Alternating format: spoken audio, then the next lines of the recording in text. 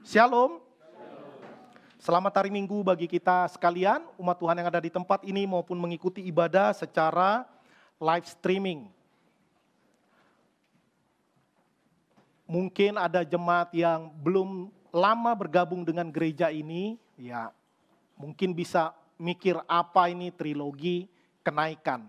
Ya, trilogi adalah 3 subtema yang memiliki satu kesatuan ide pemikiran yang saling mendukung dan membentuk satu pemikiran utama. Itu yang disebut dengan trilogi. Dan gereja kita setiap tahunnya akan memilih satu tema di dalam rangkaian ibadah kenaikan Tuhan Yesus Kristus, lalu dibagi menjadi 3 bagian. Dan hari ini kita membahas trilogi bagian kedua dengan subtema Kasihilah Sesamamu. Lagu yang dipilih tahun ini adalah Apalah Arti Ibadahmu dari pelengkap Kidung Jemaat nomor 264. Bukan berarti Kidung Jemaat tidak lengkap, lalu diberikan pelengkap. Ya, tetapi karena itu adalah Kidung Jemaat warisan yang sudah lama, lagunya kebanyakan sudah beratus-ratus tahun. Lalu pelengkap Kidung Jemaat adalah lagu-lagu yang juga agung, yang juga baik secara syair dan mendalam, namun diciptakan di periode yang lebih kekinian. Dan sejauh pengetahuan saya, baru kali ini gereja kita membahas lagu yang masih relatif muda. Ya, ini lagu tahun 1998. Kebanyakan kita udah lahir, malah sebagian udah lulus kuliah di tahun itu. Ya, tapi saya suka sekali lagu ini.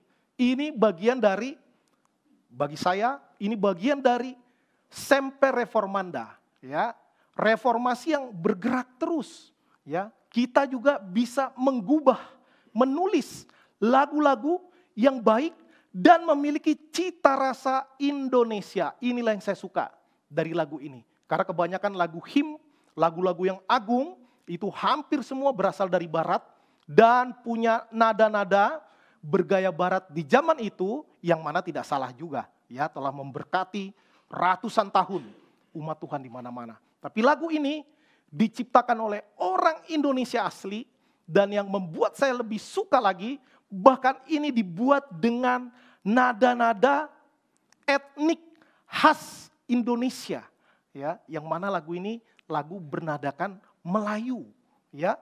Sangat susah cari lagu pujian Kristen dengan nada etnik Melayu, karena etnik Melayu tidak akrab dengan kekristenan.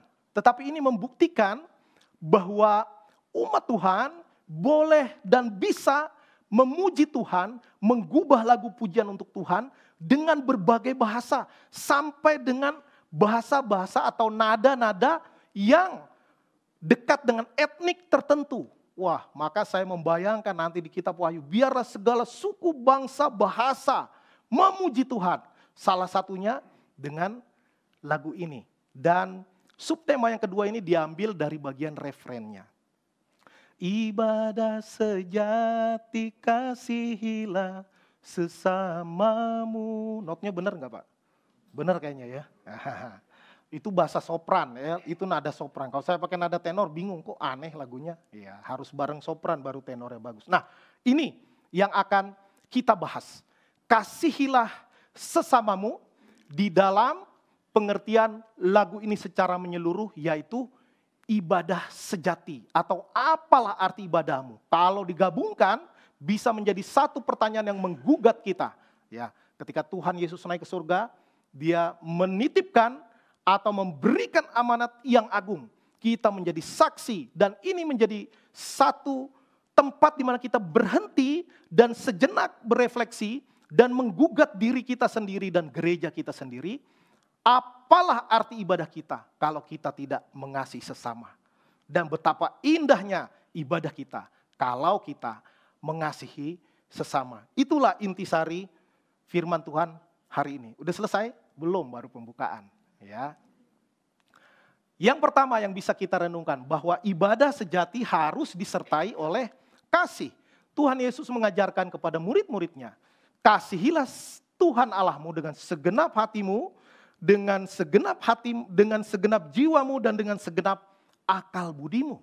Itu hukum yang pertama dan yang terutama. Dan hukum kedua yang sama dengan itu adalah kasihilah dirimu, kasihilah sesamamu seperti dirimu, atau seperti engkau mengasihi dirimu sendiri, begitulah engkau harus mengasihi sesamamu. Dan biasa orang bilang ini teologi salib, ya. Mengasihi Tuhan, mengasihi sesama, ya, horizontal, vertikal dan horizontal, membentuk salib.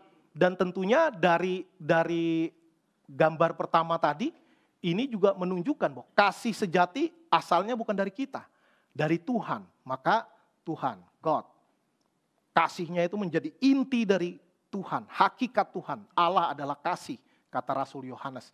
Lalu kasih sejati itu dari Allah, ya, seperti gambar itu turun ke dunia, ya. Maka kasih sejati memang dari surga, ya. Dari surga sampai ke dunia.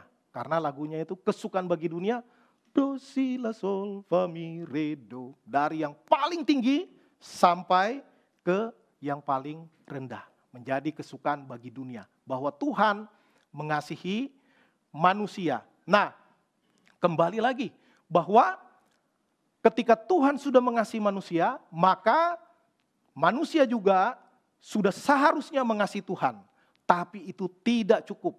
Mengasihi Tuhan harus juga dibarengi dengan mengasihi sesama. Dan bahkan dengan lebih tegas lagi di 1 Yohanes 4 ayat 20 dan 21 dikatakan, jika seorang berkata, aku mengasihi Allah dan ia membenci saudaranya, maka ia adalah pendusta. Nah, kita lihat diri kita. Kita sering bertengkar enggak? Sering berantem enggak sama orang?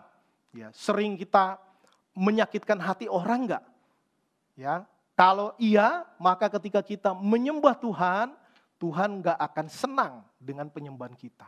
Paling Tuhan bilang, kamu bohong, ya. Kamu bohong, kamu pendusta, ya, kamu astuti, lu apa tuh? Asli tukang tipu, ya, itu dibilang Tuhan. Maka ini menjadi satu peringatan dan introspeksi bagi diri kita bahwa ibadah itu bukan sekadar ritual, ibadah bukan sekadar datang ke gereja, menyanyi, memuji Tuhan, berdiri duduk, ya, dengerin khotbah, pengakuan iman, memberikan persembahan, menerima doa berkat, pulang, ya. Itu adalah tata ibadah, ya, yang mana tidak salah. Tetapi kita harus lebih dalam lagi daripada itu, bahwa ibadah itu harus mentransformasi hidup kita dan terimplementasi, terwujud nyata di dalam kehidupan kita juga di luar ruang ibadah. Ya, di dalam ruang ibadah juga, tetapi di luar ruang ibadah, di luar hari ibadah juga harus terlihat bagaimana kita sungguh-sungguh mengasihi sesama sebagai tanda dan bukti bahwa kita mengasihi Tuhan kita. Berikutnya, bahwa Tuhan tidak berkenan pada ibadah tanpa kasih. Ya, Tuhan tidak berkenan pada ibadah tanpa kasih. Nah, di Yesaya berkali-kali Tuhan mengkritik bangsa Israel. Karena apa? Bukan karena mereka tidak beribadah. Mereka melakukan ibadah. Ritualnya juga dilakukan menurut tata cara yang sudah diatur di dalam Taurat, di dalam kitab Imamat. Tetapi Tuhan enggak suka. Karena apa? Karena bahkan pemimpin-pemimpin agama juga berlaku korup, ya, mengambil yang bukan haknya, bahkan mengambil yang harusnya lebih dulu dipersembahkan kepada Tuhan, ada ditilep duluan buat pribadi. Padahal nanti untuk imam, untuk agamawan itu sudah ada bagiannya, sudah diatur. Tetapi banyak sekali terjadi korupsi di dalam institusi keagamaan, ya. Bahkan jadinya ibadah-ibadah itu dilakukan dengan hanya sekadar ritual keagamaan, Tetapi institusi keagamaan tidak mengadministrasi keadilan bagi umat, termasuk kurang memperhatikan kaum marginal. Orang-orang yang secara ekonomi lemah, orang-orang yang rentan, anak-anak, janda-janda tua dan miskin kurang terperhatikan. Karena itu bahasanya bukan sekadar menolak. Ya, di Yesaya 1 itu dikatakan, kalau mau kita baca, dikatakan oleh Tuhan, cukup. Aku tidak tahan dengan pertemuan-pertemuan kudus dan kejahatan. Nah, lucu. Ya, pertemuan-pertemuan kudus dan kejahatan. Tentu pertemuan-pertemuan kudus itu ibadah ritualnya. Tetapi itu adalah kejahatan di mata Tuhan. Dan sebaliknya, Tuhan katakan, belajarlah berbuat baik, usahakanlah keadilan. Ya, jangan sampai kita juga sebagai gereja, sebagai umat Tuhan, hanya memperhatikan ibadah, tata ibadah, kurang begini, kurang begitu, hanya berhenti di situ. Itu baik juga, supaya ibadah berjalan dengan tertib dan teratur. Tetapi jangan berhenti di situ. Kita harus sampai melihat kepada keseharian kita. Nah, ini tentu kita melihat kepada diri kita masing-masing. Dan bahkan di dalam Amos, Tuhan berbicara lebih keras lagi. Tuhan katakan begini, aku benci, aku muak terhadap perayaanmu. Ya, lalu selanjutnya dikatakan, tetapi biarlah keadilan bergulung-gulung seperti air. Ya, ini menyatakan bahwa ibadah ya berjalan sebagai formalitas belaka. Ya, tentu ibadah juga formal. Ya, beda formal dengan formalitas. Kalau formalitas ya berjalan begitu saja, tanpa ada lagi sikap penyembahan kepada Tuhan, hormat kepada Tuhan, haus dan lapar akan kebenaran firman Tuhan. Ya, enggak ada itunya, tapi semua berjalan, tata ibadah berjalan dengan lancar. Ya, itulah yang disebut dengan ibadah formalitas. Maka hati-hati ketika kita menyanyi, kita mengerti syairnya, kita mengerti liriknya, kita berupaya membuat itu terinternalisasi di dalam hati dan pikiran kita, menghayati, ya, menghayati. Gaya boleh beda, kita mau diem nggak apa-apa, tapi kita harus menyanyi dengan sungguh-sungguh, dengan hati, dengan pikiran yang fokus untuk memuji dan menyembah Tuhan. Yang paling bahaya memang yang sudah hafalan, pengakuan iman, doa Bapa kami. Kebanyakan kita akan apa? Kita akan sangat mudah tergoda karena udah hafal ya. Sambil merem, sambil santai-santai, semua sambil scrolling HP juga bisa. Bapa kami yang di surga dikuduskan namamu, orang udah hafal teksnya, ya kan? Nah, itu bahaya. Bahaya terutama yang udah dihafal-hafal, ya. Maka mari ketika nanti kita mengucapkan doa Bapa kami, ketika kita mengikrarkan pengakuan iman, kita harus dengan pengertian. Ya, bukan balap-balapan supaya cepat selesai. Bukan. Aku percaya kepada Allah, kita benar-benar menyatakan kepada umat Tuhan dan kepada dunia bahwa kita bersama-sama dengan umat Tuhan di sepanjang zaman. Kita menyatakan, aku percaya kepada Allah, aku percaya kepada Yesus Kristus, aku percaya kepada Roh Kudus, aku percaya kepada gereja Tuhan, kepada kebangkitan dan hidup yang kekal. Jadi dengan firm, dengan keyakinan, dengan keteguhan, ya, bukan dengan sekedar hafalan, apalagi mau buru-buru lagi, ya, karena kita harus menghayati, karena hafalan adalah standar paling rendah di dalam literasi, di dalam ilmu, ya, jangan sampai kita menjadi umat hafalan. Bahkan Tuhan Yesus juga mengatakan, kalau engkau mempersembahkan korban kepada Tuhan, tetapi kamu juga ingat kamu masih berantem, masih musuhan dengan saudaramu, kamu tinggalkan dulu persembahanmu itu. Kamu berdamai dulu dengan saudaramu, baru kamu kembali. Ya, tentu kita nggak mesti sesaklek itu ya, ayatnya begitu. Oh kalau gitu saya pulang dulu Pak, tadi saya bertengkar sama anak saya pulang dulu sekarang. Iya, balik lagi nanti udah jam 4 sore kemari. Ya, maksudnya kalaupun sekarang ada yang tadi berangkat ke gereja ribut dulu, ya gencatan senjata dulu. Ya, lalu ampuni dalam hati. Kalau orang yang salah, kalau kita yang salah, nanti selesai ibadah bereskan.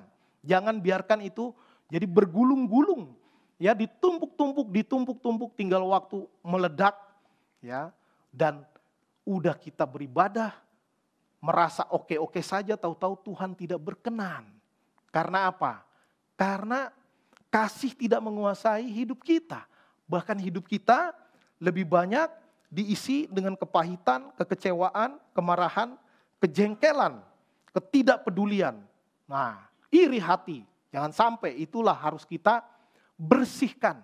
Supaya apa? Supaya ibadah kita, penyembahan kita diperkenan oleh Tuhan. Menyenangkan hati Tuhan. Jangan kelihatan kita bagus, padahal di dalam kita kering kerontang. Ya, seperti gambar itu. Ya, yang kering kerontang begitu membutuhkan air, kena kemarau rohani berkepanjangan. Jangan sampai, sehingga kita hanya lip service saja di dalam ibadah kita. Ya. Nah, berikutnya yang perlu kita renungkan. Kasih itu harus nyata, bukan sekadar kata. Yakobus berbicara dengan keras. Dikatakan bahwa iman tanpa perbuatan adalah mati. Bukan berarti perbuatan lebih penting daripada iman. Bukan. Ya, bukan berarti perbuatan itu menentukan keselamatan. Juga bukan. Ini berbicara tentang iman itu harus ada tandanya. Iman itu harus ada pembuktiannya. Pembuktiannya dari mana? Dari perbuatan. Loh, itu orang yang di samping Tuhan Yesus itu belum berbuat apa-apa. Ya karena dia udah disalibkan. Kalau dia nggak disalibkan, dia pasti akan hidupnya pasti akan berbuah kasih. Kasih di dalam perbuatan kepada sesama. Ya. Nah, itu yang dimaksudkan oleh Yakobus. Bukan berarti Yakobus mengutamakan perbuatan daripada iman. Bukan. Karena perbuatan yang baik tanpa pengertian, tanpa doktrin yang benar juga akan menjadi sekadar perbuatan kebajikan manusia semata-mata, tidak mengandung nilai kekal. Ya, kita percaya bahwa iman itu anugerah, iman itu dikaruniakan oleh Tuhan, tetapi kemudian juga iman harus berbuah seperti pohon, ya, pohon buah-buahan, ya, pohon buah-buahan.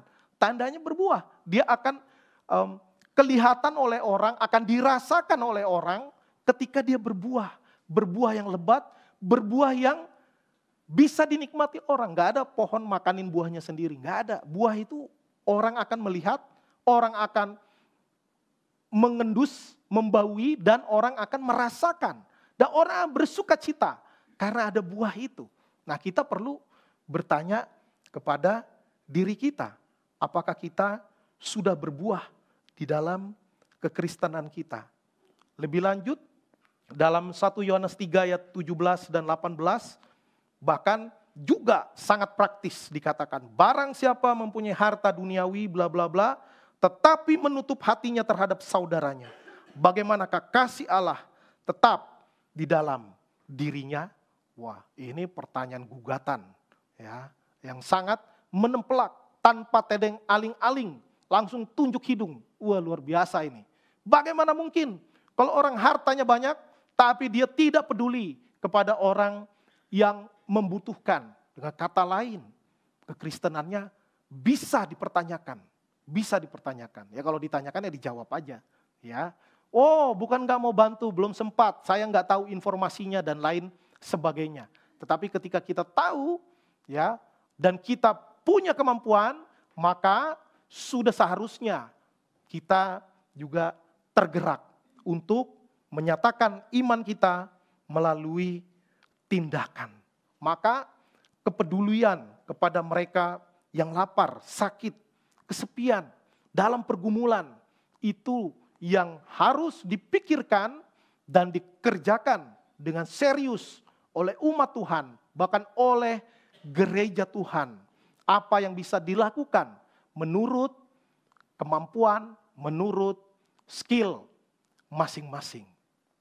Ya, hamba Tuhan yang dipakai Tuhan mendirikan gereja ini terpanggil melakukan pelayanan, melakukan misi, mau berbagi.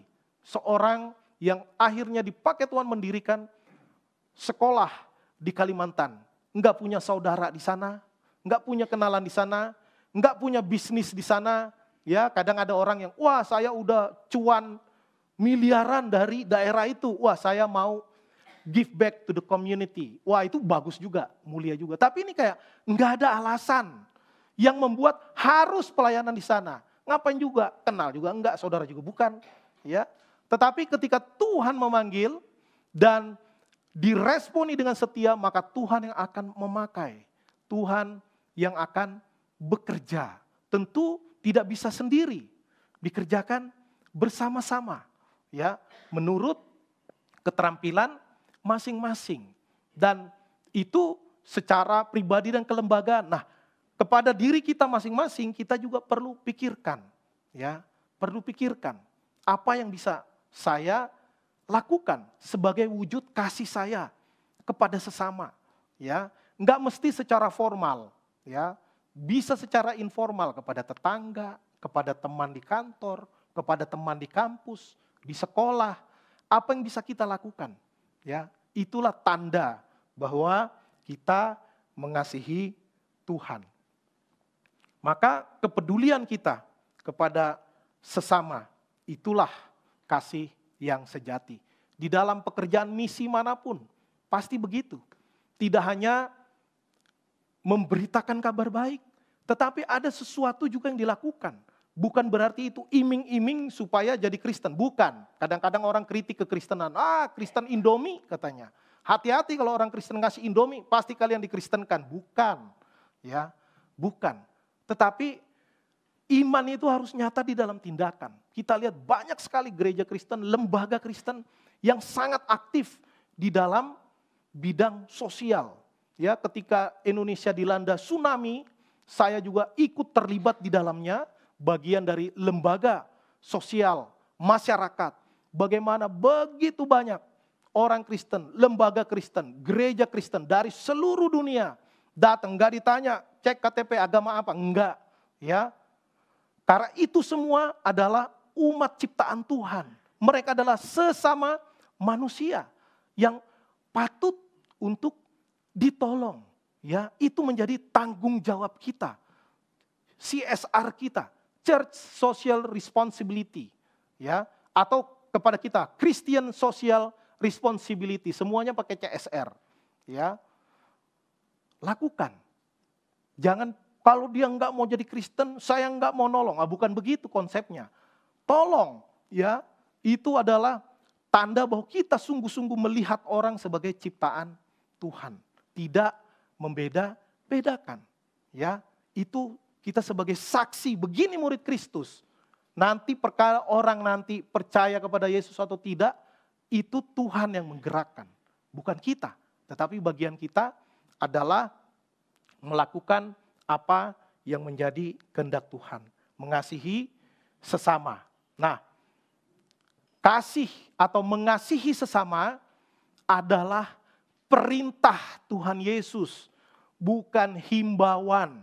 Ya, bukan himbauan. Perintah. Ketika Tuhan Yesus membasuh kaki murid-muridnya, Tuhan Yesus mengatakan, aku memberi perintah baru kepada kamu. Padahal kasihilah sesamamu, kasihilah Tuhan itu udah dari perjanjian lama.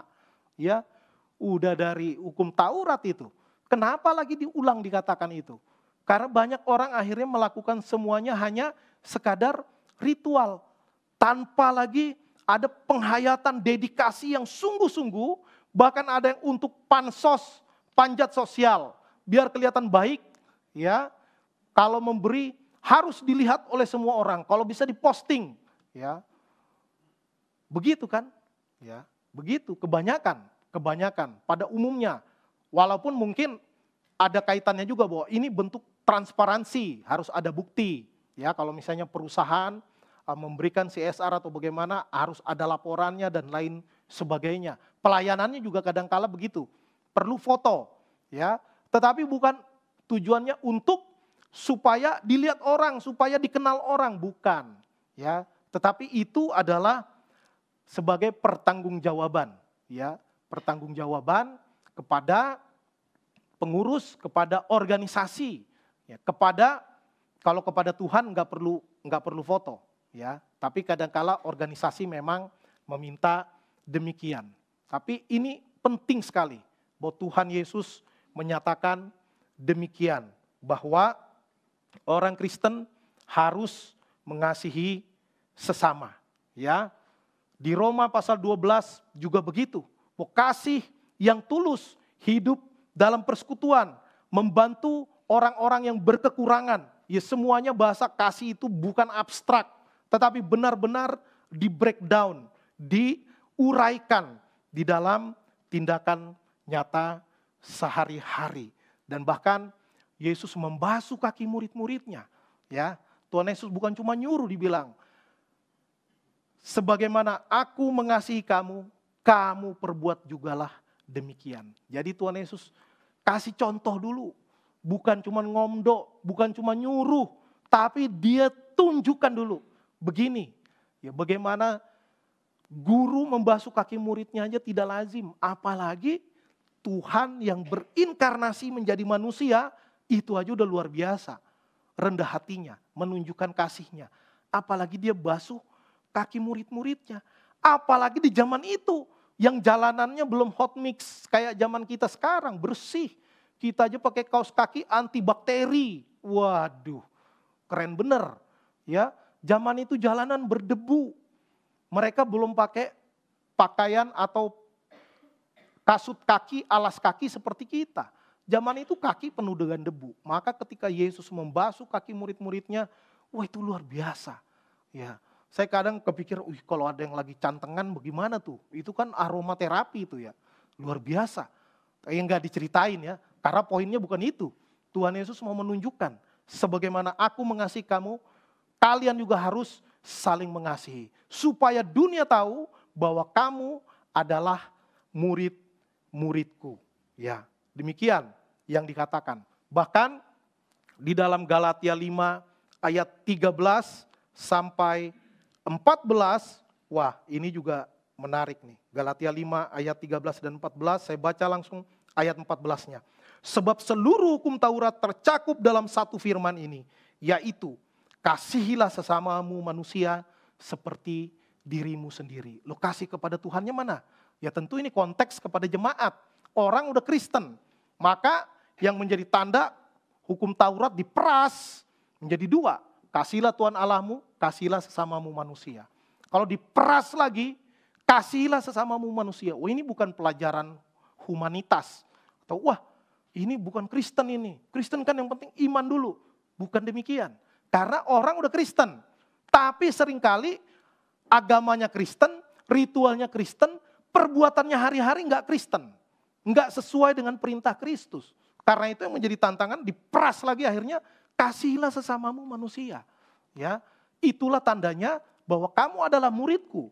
Jadi ini tidak bertentangan dengan ajaran Yesus. Tetapi justru memberikan penekanan, stressing point. Bagaimana mengasihi sesama menjadi tanda. Karena itu yang akan dilihat orang, termasuk orang yang bukan Kristen. Bahwa orang Kristen benar-benar kasih enggak?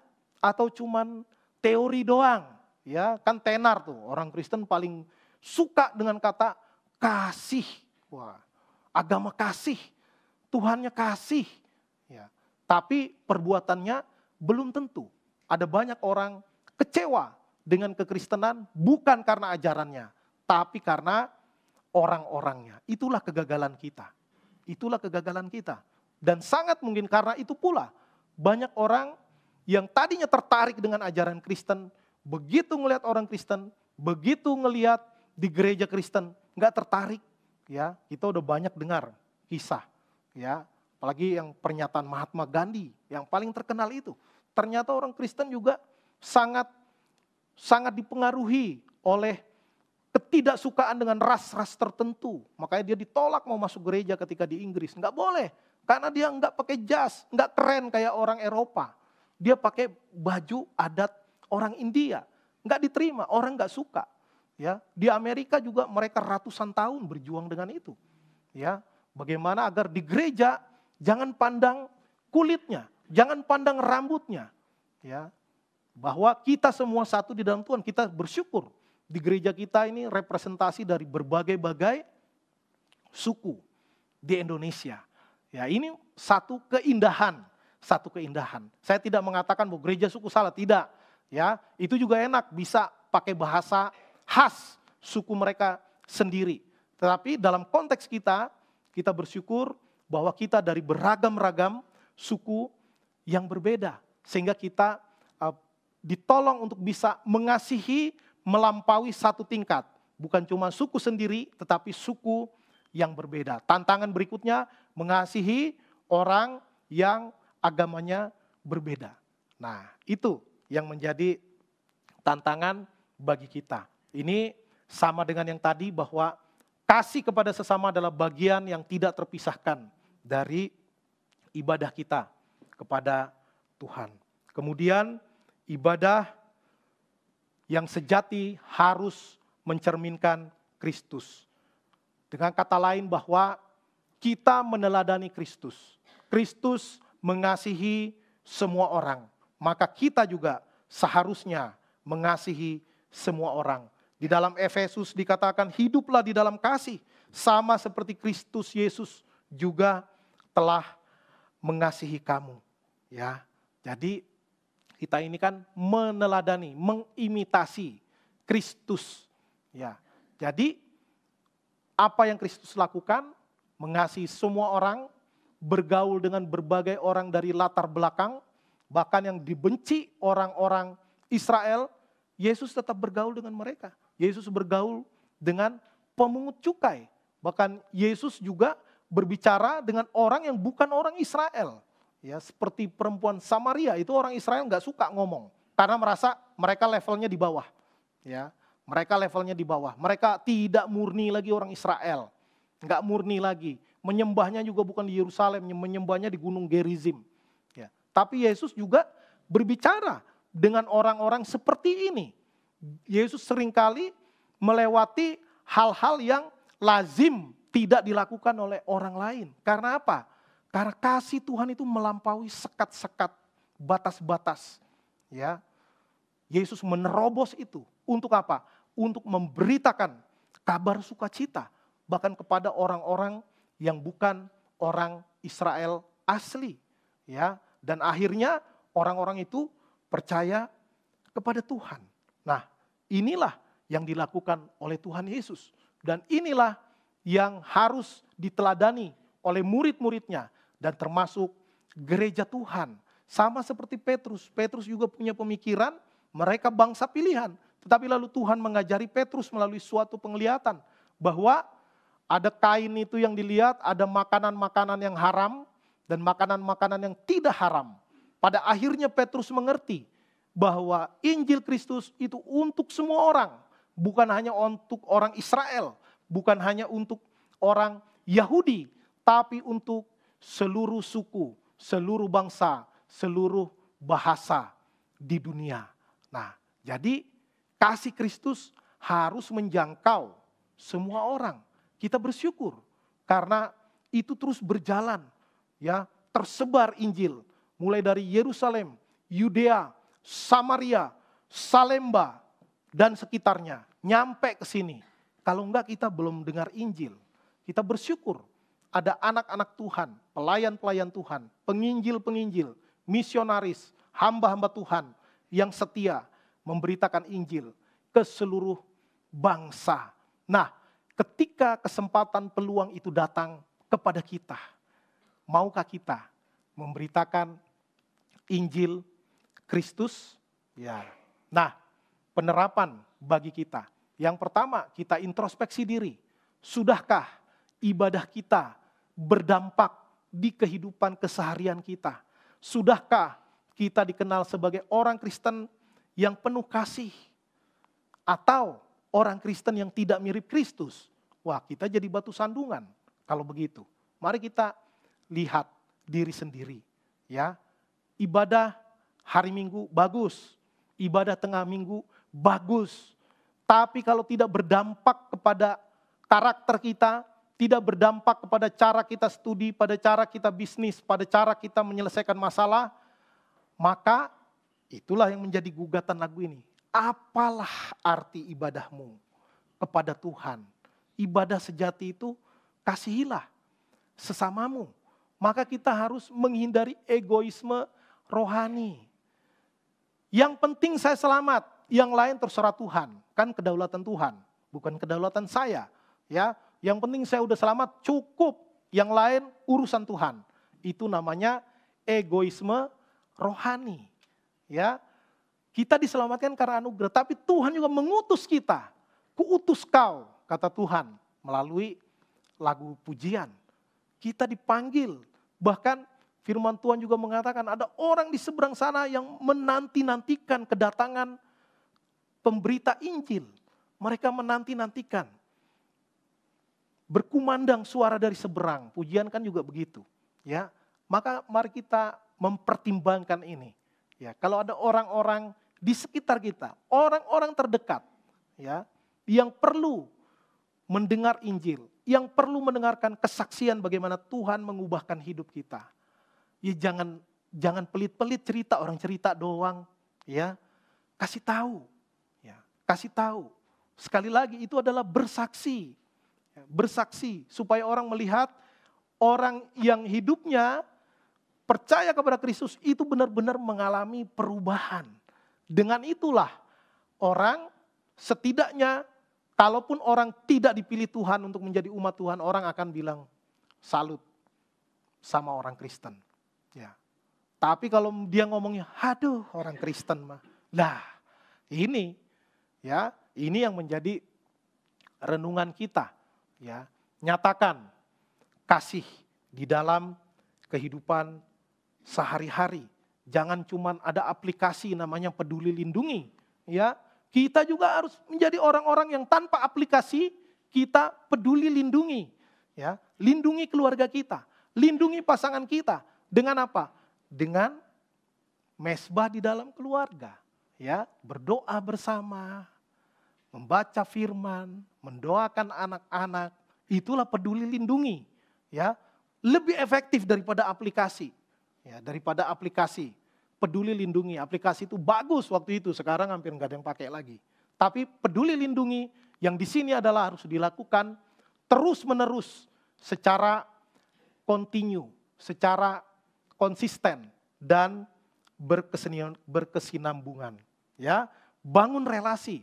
Nah, ini supaya gereja tidak eksklusif, hanya gereja aja, ya, bergaul dengan yang seiman aja, satu server doang.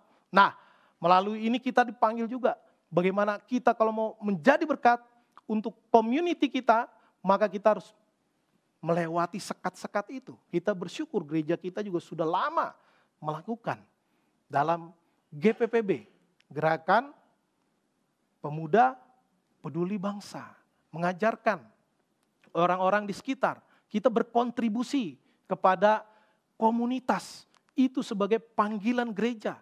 Ya, marturia, koinonia, diakonia harus berdampak, harus berdampak.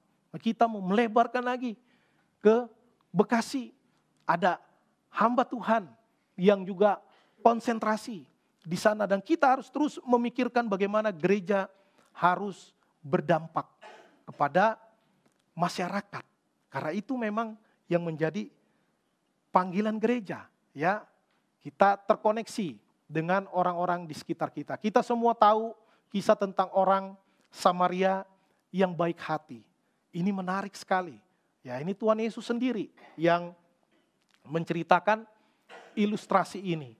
Bagaimana justru orang Samaria ini membantu dia yang beda agama, beda suku. Lalu Tuhan menyatakan, yang mana yang sesama manusia? Ada imam, ya, ada yang katakanlah orang yang rajin beribadah dan ahli dalam ibadah. Dia enggak menolong, ya. Mungkin lagi ngejar mau khotbah di gereja mana gitu ya. Wah, sorry, saya lagi sibuk. Nah, akhirnya yang berhenti menolong adalah orang yang secara dia beda agama, beda suku, ya, tapi dia mengulurkan tangannya, memberikan bantuannya. Dan ketika Tuhan mengatakan yang mana yang sesama, yang hamba Tuhan itu atau orang Samaria itu, Lalu orang jawab, orang Samaria itu benar, ya, benar. Maka ketika kita berbicara tentang kasih kepada sesama manusia, itu juga harus melampaui sekat-sekat agama, sekat-sekat suku, ya, sekat-sekat bahasa. Demikianlah maka kita menjadi sesama manusia yang dikehendaki oleh Tuhan. Dan ketika kita melayani sesama, sungguh kita sedang melayani Kristus. Dikatakan Matius 25 ayat 40, segala sesuatu yang kamu lakukan untuk salah seorang dari saudaraku yang paling hina ini, kamu telah melakukannya untuk aku. Ini bukannya Yesus sedang menghina orang, ya. Ini adalah cara pengungkapan bahasa pada saat itu. Karena buktinya Yesus mengasihi semua orang, semua kalangan, dari suku apapun, dari agama apapun, dari golongan status sosial manapun. Yesus baik dengan mereka. Maksudnya dari saudaraku yang paling hina ini adalah dari mereka yang paling membutuhkan. Maka ketika kita memperhatikan orang-orang marginal seperti ini, kita sedang melakukannya untuk Tuhan. Nah, maka marilah kita memperhatikan hidup kita. Ini kalimat agak nyentil, tapi jangan salah paham, ya. Tuhan tidak mencari ahli liturgi, apalagi ahli metalurgi, apalagi ahli astrologi, nggak ada hubungannya, ya. Tapi Tuhan mencari pribadi-pribadi yang penuh dengan belas kasihan, ya. Jangan salah paham. Wah, kalau gitu nggak usah pakai liturgi ibadah, bukan. Ya, liturgi itu memang harus ada, ya, dari zaman Perjanjian Lama, zaman Tuhan Yesus liturgi itu udah ada, ya. Tetapi jangan sampai kita hanya mementingkan itu dan lupa akan belas kasihan, God's compassion. Kalau kita baca kitab Injil, banyak sekali Yesus mengatakan, tergeraklah hati Yesus oleh belas kasihan. Dan belas kasihannya melampaui semua sekat-sekat yang ada. Wah, ini luar biasa. Ini biarlah menjadi refleksi bagi kita dan menggugah serta menggugat kita agar kita menjadi orang Kristen yang bukan hanya sekedar mengerti pengajaran baik di dalam tata ibadah, baik di dalam memilih puji-pujian, tetapi biarlah kita seperti Yesus dipenuhi oleh belas kasihan. Sehingga Tuhan sungguh-sungguh memakai kita menjadi bejananya, menjadi alat di tangan Tuhan yang mengasihi sebanyak mungkin orang dengan apa yang kita bisa. Ya, Tuhan gak mencari orang yang paling kaya, orang yang paling hebat ngomong, orang yang paling pinter. Ya, bukan itu yang dilihat Tuhan. Siapa yang mau, Tuhan akan perlengkapi dengan apa yang ada pada kita, sekecil apapun itu. Ya, karena bukan karena kita yang hebat, Tuhan bisa pakai siapapun. Kita mau atau enggak. Nah, itu. Ya. Dan nanti terakhir adalah tentang panggilan pelayanan sebagai tanda ibadah yang sejati, yang akan dibahas di hari Kamis nanti di ibadah kenaikan kita. Amin. Mari kita berdoa.